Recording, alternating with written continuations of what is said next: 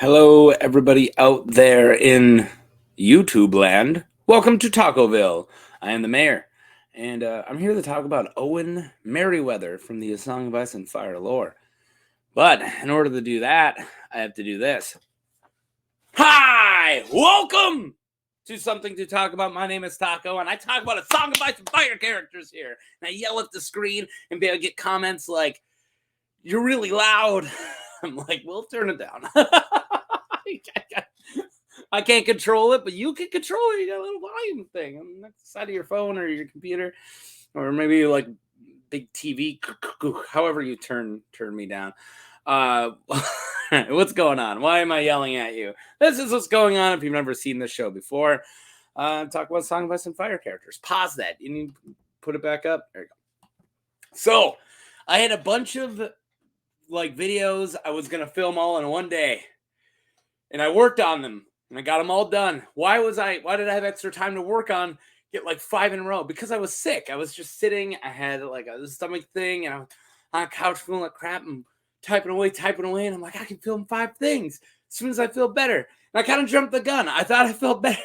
And then I filmed the Arnoff Karstark vid last week. And while I was filming that, I was like, I'm gonna keep this one. I feel like I did okay.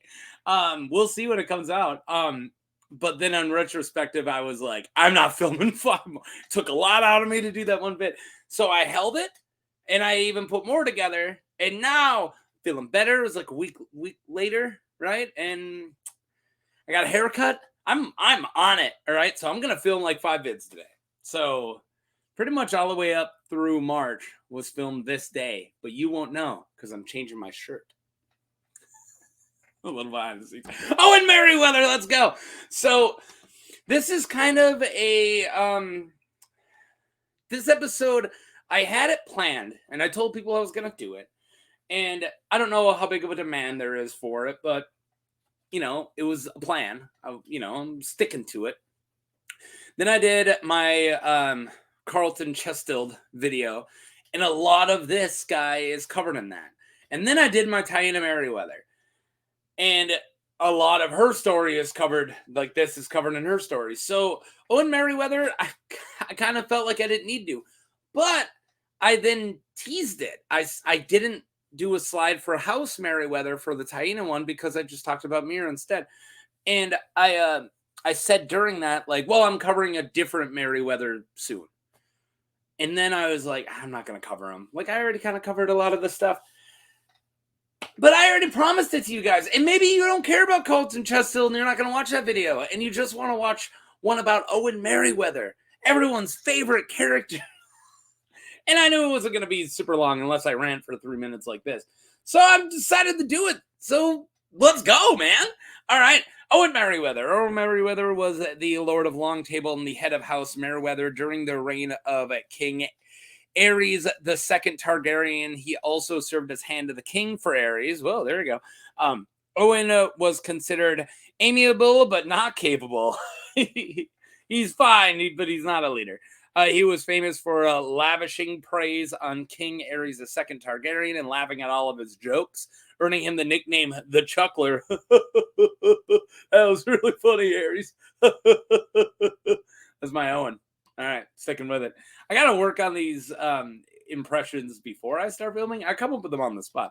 And due to the sigil of House Merryweather, Sir Jaime Lannister thought of Owen as the Horn of Plenty Hand, because he never really learned the names of a lot of these guys. So we only learn about this dude because he was alive during the time of King. Excuse me, I just ate a big burrito. Here we go. I know my name's Taco. Burrito's close though.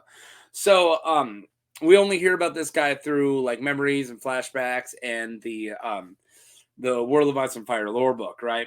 So we don't know too much, or we don't like meet him. So we get a nickname from Jaime, who thinks of all these guys as like the Mace and Dagger Hand for Qarlton Chesteld, and that's why I call him Mace and Dagger Hand. And this guy's the Horn of Plenty Hand. So yeah, that's just, he only remembers them from their sigils. All right, moving on to House Merryweather. Hey, I get to talk about the house. So, House Merryweather of Longtable is a noble house from the Reach. Their seat is Longtable. There you go. It's located in the confluence of the Mander and the Blueburn. That's the name of a river? The Blueburn? Cool. Historically a prominent family in the Reach, House Merryweather have lost lands and wealth after Robert's Rebellion. We'll get to why they lose all their stuff. This is like the video that explains that. Their sigil is a golden horn of plenty, spilling out apples, carrots, plums, onions, leeks, turnips, and fruits of all many colors. After over a white field bordered in gold, their motto is "Behold our bounty! Behold our bounty! We're House Merryweather." Shazam! All right. The King's Court. Though they started as friends, the relationship between Aerys and his hand, Tywin Lannister, slowly started to break down. So this is also kind of the story of what happened between Tywin and Aerys for the most part. I do kind of skim over it, but it is very important for Owen's story to know why their relationship broke down. So, yeah. Where was I? Due to rumors about the king and Tywin's wife, so the rumors about Aerys and Johanna Lannister. Joanna? Is that her name? I think so. I'm tired. Might say it later. And the king's jealousy of how Tywin was said to be the true ruler of the kingdom. After years of resentment, courters, people at the court, at the court, where was that? Quarters at the court. Good writing, Mark. Who wished to win the king's favor and gain advancement, soon learned the best way to gain the king's eye was to mock and make japes about Lord Tywin. So yeah, the court kind of split it, right? Because Aerys gets to be king really young, and then he asks a really young guy, Tywin Lannister, is super capable to be his hand. And they're a hand for a really long time. But Aerys isn't a good leader, and Tywin is. So Tywin starts ruling the kingdom for him. So it starts to really cause this divide. And the divide are people who are loyal to Aerys and the people who are loyal to Tywin. So anytime Aerys makes fun of Tywin or anything like that, the chucklers got to go, that's funny, Aerys. And that's how you become powerful in this system, this pretty awful system, right? As long as you laughed at the right time, you can move up. Feudalism. Heck yeah. Let's go. Everyone knows I love feudalism. All right.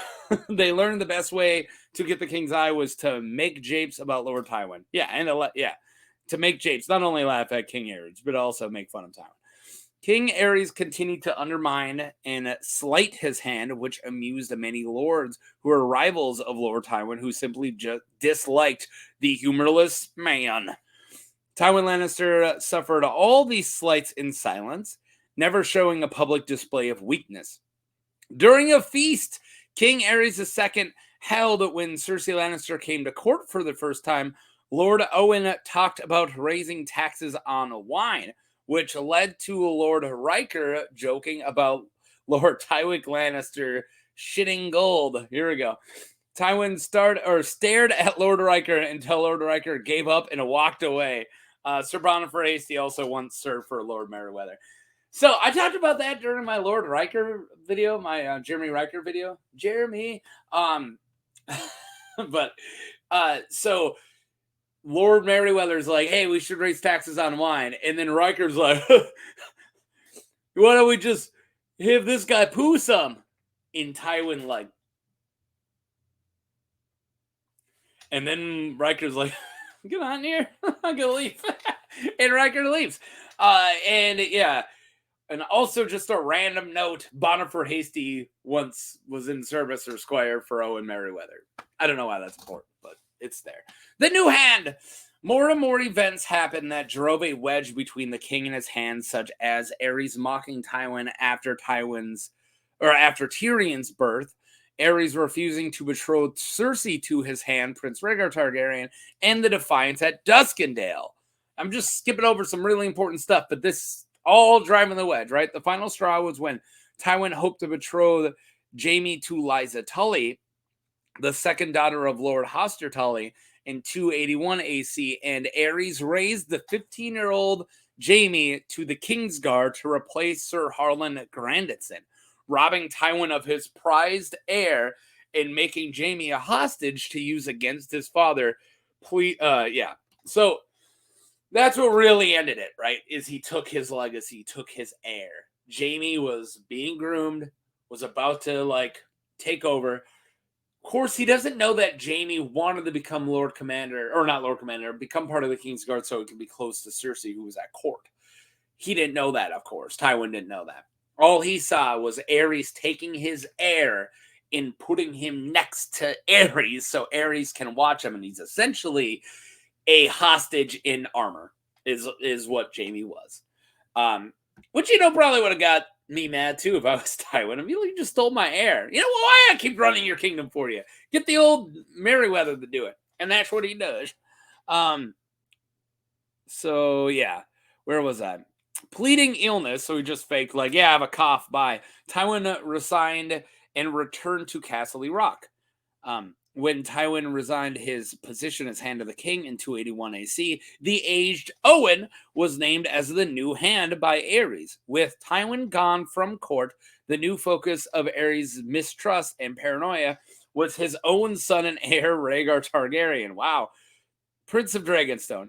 Lord Merryweather and Grand Maester Pycelle attempted to keep peace between the factions loyal to the king and loyal to Rhaegar. So now without Tywin there, Aerys had to hate somebody, and he started hating his own son. So now, instead of the court being splintered between Tywin and Aerys, Tywin left, right? Now it's splintered between Aerys and Rhaegar. And Owen and Pycelle tried to do their best, but can't keep a good Mad King down, can you? All right. Start of the rebellion. Owen traveled with the rest of the court to the tourney at Harrenhal. Owen proved to be an ineffectual hand and failed at preventing the uprising that came to be known as Robert's Rebellion. It is unknown if he did anything to stop Aerys from burning the Starks alive, but most likely not. So I'm saying most likely not because he just said that he failed to contain Robert's Rebellion. So Robert's Rebellion, a big push of it, was when the Starks came down and he burned Roderick and his son alive, right? Well, he burned Roderick and then Brandon suffocated himself. But yeah, Brandon comes down looking for Lyanna. He gets kidnapped or kept in the dungeons of the hostage. And then his dad comes all the way down and gets burned alive. Those are really big catalysts. I mean, there was other things going on, of course, but those are the really big catalysts for the rebellion to happen. And since it was such a big deal that Qarlton Chesteld tried to get him not to burn people, he was like, Aerys, don't burn people. That's what got him in trouble. So the fact that it was a big deal that Qarlton Chesteld stood up to Aerys, one would assume that his predecessor did it, right? Owen Merryweather most likely just watched all these atrocities happen, and he's like, oh, dang it. Can't do anything to stop that. Okay, he could, but yeah. When Lords Jon Arryn, Robert Baratheon, and Eddard Stark began the rebellion, Owen sent letters to the lords of the Seven Kingdoms, declaring them outlaws and demanding their heads. Some of the Storm Lords were encouraged by Owen, but they were defeated by Robert at Summerhall. So yeah, just because the heads of these other kingdoms, the Stormlands, the Vale in the north, are now rebellion and open rebellion, that doesn't mean that all that their banners are going to be called. So Owen sent ravens to all of them, and it's like, don't listen to your liege lord, you're loyal to the king. And the few people that's in the Stormlands who were listened, well, they got their butts stomped by Robert at the Battle of Summerhall. So then after that, everyone's like, all right, guys, let's listen to our liege lords. For the most part, Jon Arryn had to deal with some stuff too. Not the North, though. They love the Starks. All right, Exiled. Owen never stirred from King's Landing, and this, coupled with the news of Ned and Robert's successful return to respective seats of power, and the paranoid Aerys believed that Lord Merryweather was conspiring with them. Whoa. Owen was can't read. Subsequently, there you go, stripped of his lands and titles and exiled for his failure. He was replaced as hand by the younger John Connington, Lord of Griffin's Roost. Owen took his family to Essos in exile, though at the time it seemed like a harsh punishment. He got off light compared to Qarlton Chesteld. Yeah, no, for real. King Robert eventually restored the Merryweather's titles and some of their lands to his grandson, Owen Merryweather. Or Owen Merryweather's grandson, Orton. So, yeah, Orton Merryweather is married to Taina. So when their lands get restored for the most part by Robert, they get to come back. Okay, so back to Owen Merryweather. I like that no one can just like name like every family's like Owen, Orton, Orflin, Orfried, Offried. They can never be like, what are your names? Bill, John, and Frank. Very different names. They can't name their kids. If your name's Oswell, you're gonna have an Osfried, an Osmond, and an like they can't just. I'm doing kettle blacks there, but they always gotta have name schemes, so it's really hard for us lore people to be like Orwin, Orton, Owen, what are we doing? So yeah, Owen Merryweather. That was my little name rant. So yeah, he gets exiled, and I'm sure he's like, oh no, I lost all my lands and titles. Well, at least he didn't get burned alive, okay? Because two successors from now, right? Qarlton Chesteld didn't do very good. John Connington got to be exiled at least. So he stuck with exiling people for a while until he's like, screw it.